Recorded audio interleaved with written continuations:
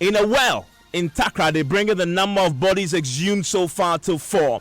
We have details as family members of the 3 missing Takrady girls justify why they will not avail themselves for police DNA tests unless it is done by an independent forensic expert.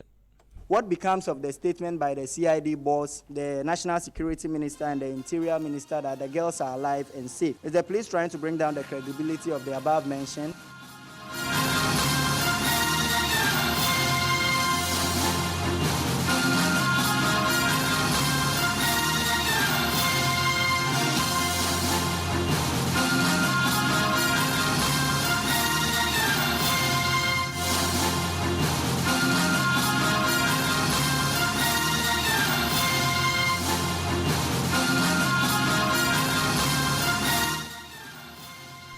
This is Top Story with Evans Mensah.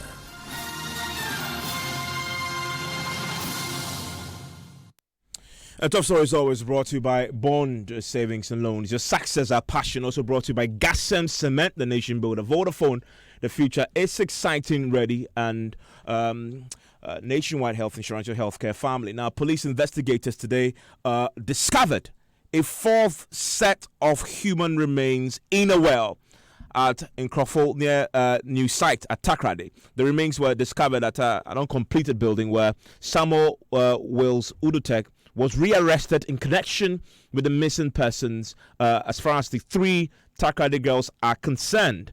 Now, this brings the total number of exhumed bodies to 4. I mean, 3 skeletons were discovered over the weekend in the septic tank. We know that, and this latest discovery the police have found, bringing the total number of bodies discovered to 4. My colleague MFR Paul has been digging his sources within the police service and joins me with details of this. What more do we know about this latest discovery? Okay, so we are told that investigations are still underway, but this is part of the investigations that they started last Friday. I'll tell you more about the last Friday one also, but today we're told that it is not the same site that they discovered the first 3. This is another site. You know, he was arrested and then he broke jail and then was rearrested. So this is the Nkrofo site that they are picking this new body from. So he was rearrested when he broke jail. The area that he went to, that's where they are finding this new body, and it is part of the leads that they were picking up to pick up SIM cards and phone and handsets from his previous residence. That's the first residence before he was arrested. That's where they went to on Friday, and then today the new residence where he broke jail and went to. That's where they are picking the new body from. So this latest discovery, and just to trace the history to this, he was first arrested. He broke jail, he escaped, he was recaptured. So this particular discovery of human remains was found in this place where he was found when he was recaptured. Exactly.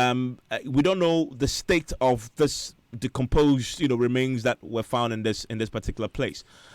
But just to know that from what we're hearing, it's going to be sent back to Accra as part of the forensic analysis that will be done on the 3. Just the same processes that the first 3 bodies we're told that were they picked up or they exhumed on Friday are going to go through. We know that the first one we are told that it will take about 4 weeks for the forensic audit to be ready. Then this one also will go through the same process. Then we would know who this remain is or who this dead body is, we're told. But we don't know when this latest discovery was made. It was just today. It's just happening today, 6th August, and this just happening a while ago today during that operation. And the police are saying that that investigation is still ongoing. Now that they found new bodies, they know that then they have to go on with it and see if they can find more. All along, they have maintained, our sources within the police had maintained that they were not looking for dead bodies. This is because the suspect, Samuel Udutek Wills, had always maintained that the girls were alive. He had always maintained during investigations. They even spoke to him in the presence of the Nigerian High Commissioner, and he swore that these girls were alive and in somewhere Port Harcourt, in Nigeria, in Onalicha. And that Onalicha area, we're told, is a place that is known for such activities where these girls are captured and then taken into prostitution, amongst others. So when they said that, he also mentioned that when the second suspect is arrested, the woman who is keeping these 3 girls might relocate. And true to it also, our sources tells us that when they went to Port Harcourt, when the second suspect was arrested, the woman relocated. And so it gave them the hunch that, okay, so maybe he may be telling them something. After he had taken them on a wild goose chase to Kaswa and some other areas, that these girls were there. They've been there, they were not there. So they had the hope that these girls were still alive. That's how come they were looking for bodies and not, or looking for the girls alive and not their dead bodies, until they went there on Friday looking for these SIM cards and recharge cards plus handsets. And then they had a hunch to check the suspect. One member of the team, we are told, had the hunch, check the suspect, open the first suspect. Because of a previous case, I think this person had dealt with. Had dealt with, he says. So he thought that, okay, let me just look at that. And then opened the first suspect and saw Rasta, the synthetic hair that we ladies use. They saw it on top of the water, on the surface of the water. At that point, they went in and brought the suspect to the site for transparency purposes, our sources tells us. And then when they came back, they started exhuming, and that's how come they saw the remains that they saw on Friday. Okay, and a further discovery today of another set of skeletons that have been discovered today, all because of the tip they got this one from their own investigations and the SIM cards that they had picked up. They insist that it was not a tip-off. In fact, our sources from Widow Tech Wills. Yes, exactly, not from Widow Tech Wills. This is independent investigations coming from the some of the things that they had collected over the period in investigating this, and not upon a tip-off. They insist. Well, thank you very much, Emefa, for that. And of course, we're waiting to get further clarity on this latest discovery. But as we know earlier today, the family members of the 3 missing Takoradi girls have been justifying why they have decided to not avail themselves to the police for DNA tests. The police obviously needs their cooperation for them to offer DNA samples that will become a very important ingredient in comparing the samples, the DNA results from the bones that the police have so far recovered. But the family say that won't happen. They will not avail themselves and provide those samples. Speaking on behalf of the families at a press conference in Accra, brother of one of the girls, Michael Labikranchi, stated they will only cooperate when the test is done in an independent forensic laboratory. The second issue we would want to address is about information given by the families, by the police, concerning the exhumation of human remains in a septic tank. The families want to ask the police some questions and to spell out our reasons why we don't want to avail ourselves for a DNA test. Our first question is, if the police claim they found human remains and that could possibly be the remains of our lovely girls, what becomes of the statement by the CID boss, the National Security Minister, and the Interior Minister that the girls are alive and safe? Is the police trying to bring down the credibility of the above mentioned? We will again want to ask, who would testify that the said remains were exhumed from the said septic tank, since all the civilians were driven away from the scene? Can the police come clear on why Mr. Peter Oforidonko, the former DSP in Takoradi, and Mr. Metepe were transferred, since they know the depth of the matter? We are that asking for an independent body to run a forensic test, if any.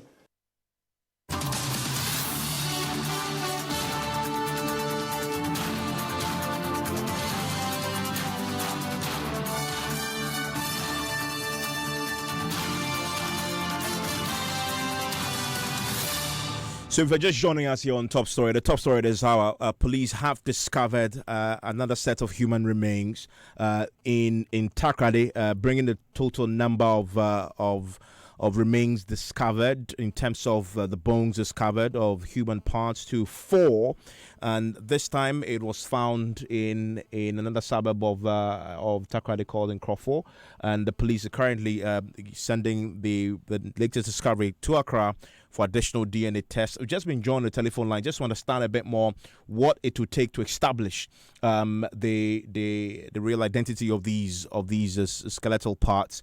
We can now speak to Dr. Richard Afuakwa, who is head of Forensic Science Department of the UCC. Dr. Afuakwa, thank you for your time here on Top Story. Yeah, thank you very much. Grateful that you could join us. And so, tell me, what does it take to analyze these skeletal remains that the police have discovered over the last few days, the latest being just today? Okay. It takes the best method to analyze the remains is through DNA analysis, as the police has already told all of us. So the best way is to do an analysis of the remains found and cross-match it with family members of the missing girls. You raise an important point, a very important point. The family say they're not going to cooperate and offer those samples unless it's done by independent lab. Are you saying that it's impossible without the family's consent to establish the proper identities? With a DNA, we need a known DNA of these girls or that of their family members. If the family members are not going to cooperate, if they can, for example, donate combs or toothbrushes of these girls while they were in the house, that can help. We can cross-match the DNA we get from the remains with DNA we can get from these personal stuffs from the girls. But until that, it's going to be difficult. If we don't get anything to cross-match the DNA with, everything, all the analysis going to be done are going to be speculative and not confirmatory. You are a forensic science person. When they say they want an independent in your line of work, when these things are being done, when there's so much controversy and issues are contested, what is the best practice? Is it something that an independent person is brought in to do? First and foremost, much of the controversies we are getting in this case, they are very unnecessary. First and foremost, we need to trust that there is a state agency required or embodied to carry out such investigations. So first and foremost, the state agency should do its work. If the family is not satisfied with results coming from the state agency, they are free to ask for an independent test. Allow me to say that the human remains that have been found cannot be confirmed as at now to be that of the missing girls. Just this today, as you are reporting, another set of bones have been picked up from Nkrofo, totaling 4 now. So if there are 4 human remains, different sets of human remains, and there are 3 girls missing, it goes to tell us that possibly some people were also abducted or kidnapped, and they have also died. So there is no confirmation that these human remains we have in the possession of the police are that of the girls. So one giving out the samples from the remains the police have in their custody to a private investigation. The family members may not be able to ask the police to do that because there is no confirmation that those are bodies of their relatives. I don't know if you get the point I'm trying to make. I totally get you. You must establish first who these individuals are, the bones, who Exactly. the identity of the bones, and then before you can move on. The police is able to establish that these are the remains of the girls. Then the family can go ahead and say, we want an independent assessment. We want an independent examination. And after that, that is done, then they can confirm that it is the girls or not. If they don't have the trust in the police, they cannot ask that samples from the human remains that have been found be given to an independent body. We are all interested in this case. And allow me to say that the family is grieving. The possibility that a relative might be dead is bad news enough. But we all call on the family to cooperate. There have been instances where the family has raised a lot of questions with the procedure the police has taken in handling this case. But I will call for the family to cooperate with the police. After the police is done with their DNA examination, then if they are not satisfied with the results, they can ask for an independent test. I think that will be better than outrightly saying that we are not going to cooperate with the police. Yeah, and as it is now, the family's position is they're not going to cooperate, and that position hasn't changed, which means they're not going to offer the samples. And you've explained that without their cooperation, the police cannot do a test that confirms the identities. They may. I do not know exactly what the police have in their possession. The investigation has taken quite some time now. The police may have some personal belongings of these girls in their possession, from which they can actually get DNA. During the investigation, the investigator who was assigned to the case might have visited the family, gotten some personal effects of the girls, or they may have retrieved some. I'm not saying this on any facts. I'm just saying that they may have. These are all possibilities that could help the police do their work independently of the family's assistance. They may have retrieved some personal effects of the girls from the kidnappers. And from there, they can get DNA of these girls and cross-match it with DNA from the human remains they have dug out. Now, you raise a very important point about the possibility that the police themselves will have, material that they could extract DNA from. It raises the question about the integrity of the DNA itself, because, and I'm curious to know, knowing what we know about the 3 skeletal parts that were discovered on last Friday, that it was discovered in a septic tank.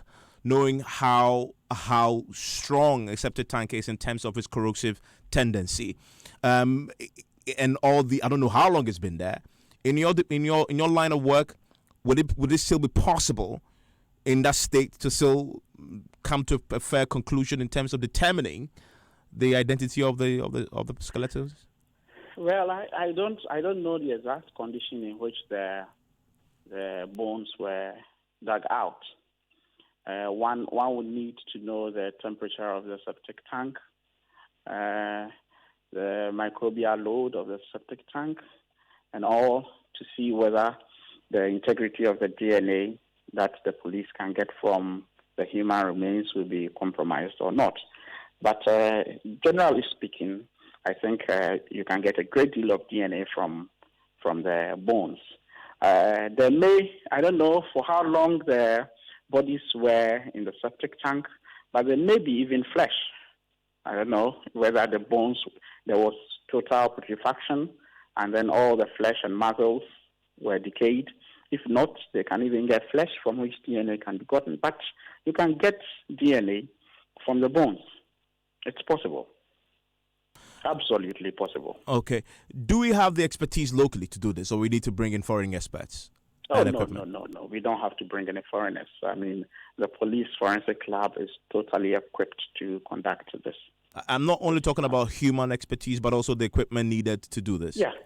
The police forensic lab has the equipment to conduct this. They do this DNA analysis on daily basis, and they are very well equipped for this purpose. And there's a very interesting point you raised earlier about now a 4th set of human parts, skeletons possibly have been discovered today. And of course, then it raises all manner of additional questions you ask yourself.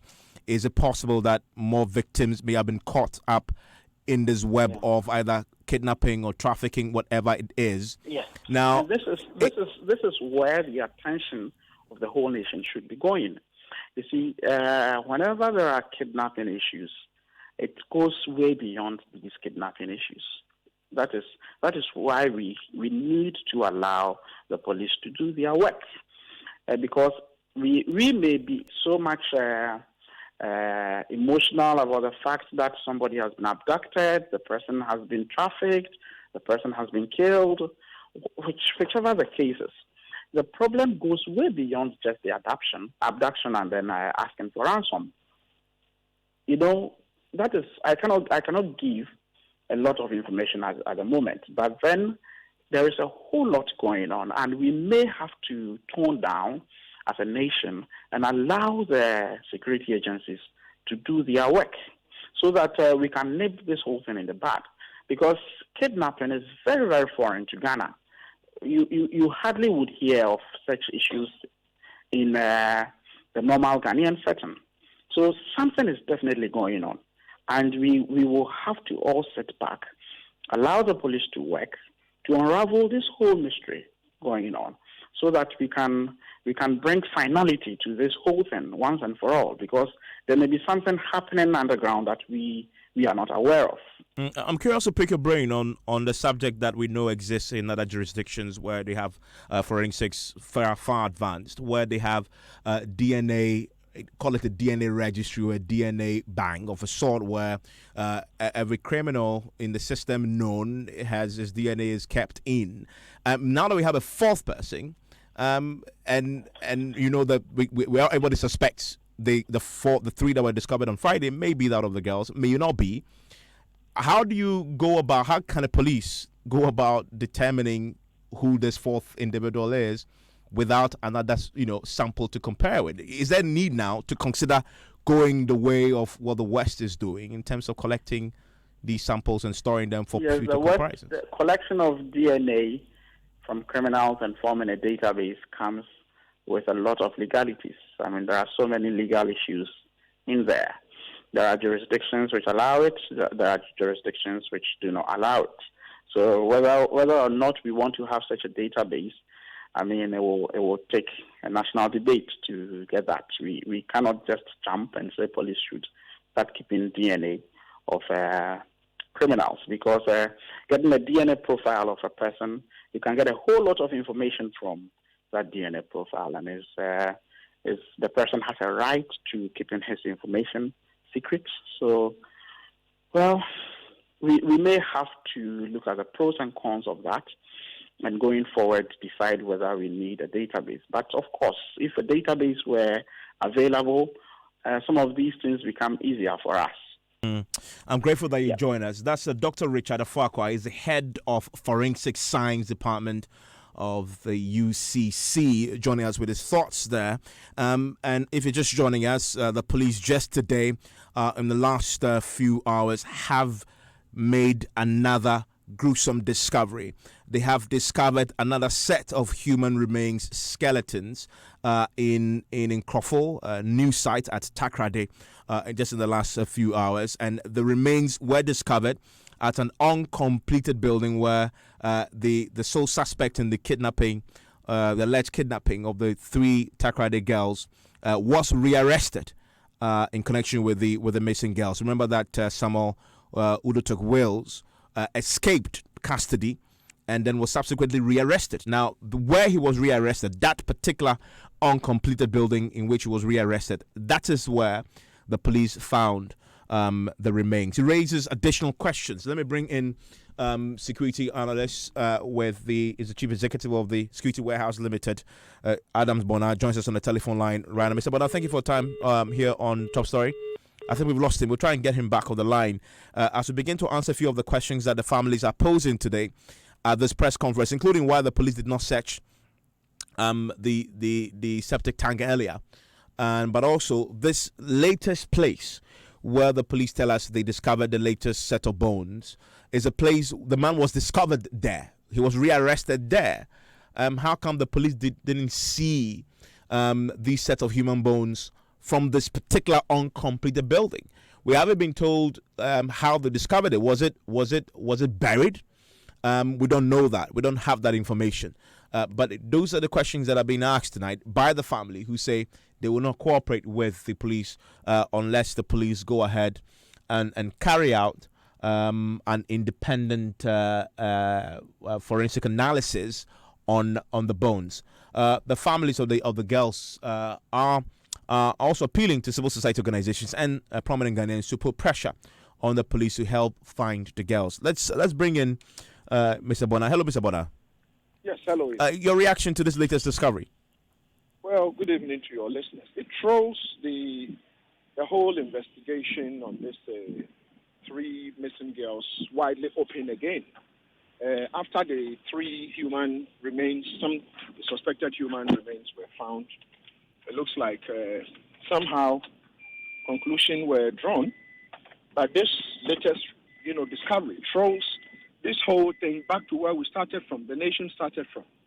We might have some serial killers on the loose, call it that way, because it becomes then frightening they discovered this on Friday. These 3 human remains, and just today they've discovered another one.